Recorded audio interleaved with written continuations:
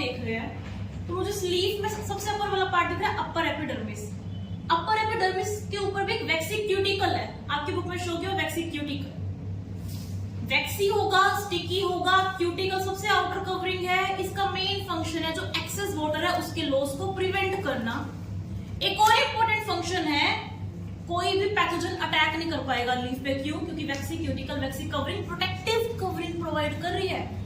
अब ऊपर वाला एपी मतलब ऊपर, डर्मिस लेयर, अपर मतलब सबसे ऊपर लीफ में, एक है लोअर एपिडर्मिस जो मुझे ये दिखाई दे रही है। अपर एपिडर्मिस के जस्ट नीचे होता है मेसोफिल सेल्स जिसमें होता है क्लोरोप्लास्ट। बेटा जो ये क्लोरोप्लास्ट होता है ना, ये सेल ऑर्गेनेल होता है और क्लोरोप्लास्ट सिर्फ और सिर्फ प्लांट सेल में होता है, एनिमल सेल में नहीं होता। क्योंकि ये प्लांट सेल, लीफ के अंदर प्लांट सेल होएगी।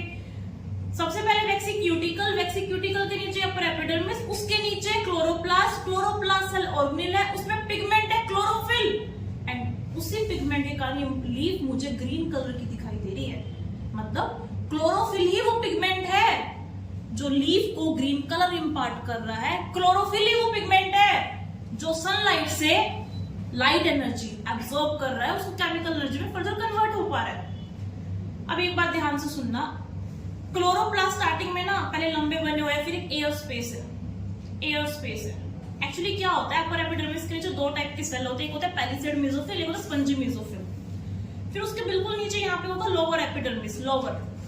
अब जो इंपॉर्टेंट बात क्या है, अगर क्वेश्चन आ जाए आपके एग्जाम में, किसी भी कॉम्पिटिटिव एग्जाम में, कि नंबर ऑफ स्टोमेटा ज्यादा कहाँ होएंगे, अपर एपिडर्मिस पे या फिर लोअर एपिडर्मिस पे, तो राइट आंसर रहेगा लोअर एपिडर्मिस पे। क्यों? डायग्राम में तो शो किया हुआ है, डायग्राम में देखना लोअर एपिडर्मिस में ज्यादा गैप दिखा रखा है, अपर में कम गैप दिखाया हुआ है।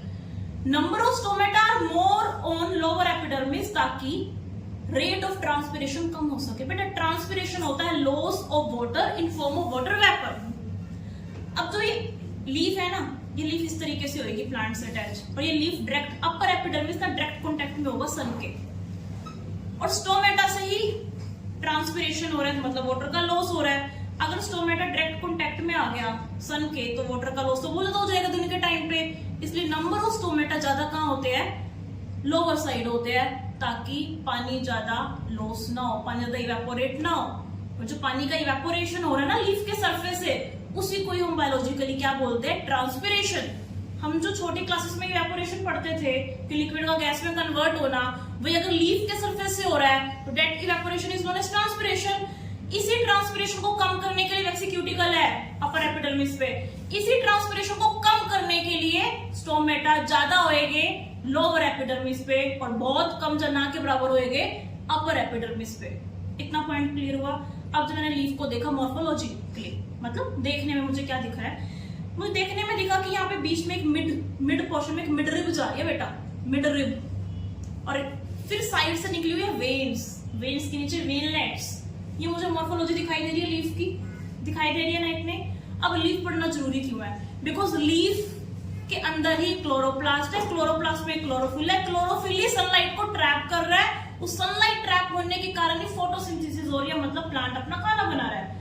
कुछ बातें इंपॉर्टेंट जो लीफ के कारण हुई, लीफ के कारण हमारा कार्बोहाइड्रेट बना। प्लांट के अंदर जो कार्बोहाइड्रेट बनता है वो बनता है ग्लूकोज, दैट इज C6H12O6 बेटा। लेकिन कभी भी ग्लूकोज ट्रेवल करके नहीं जाता, हमेशा ट्रेवल करके जो दूसरे पार्ट्स में ज्यादा हो जाता है सुक्रोज। अगर प्लांट ने ज्यादा खाना बना लिया स्टोर किस फॉर्म में होगा, स्टार्च।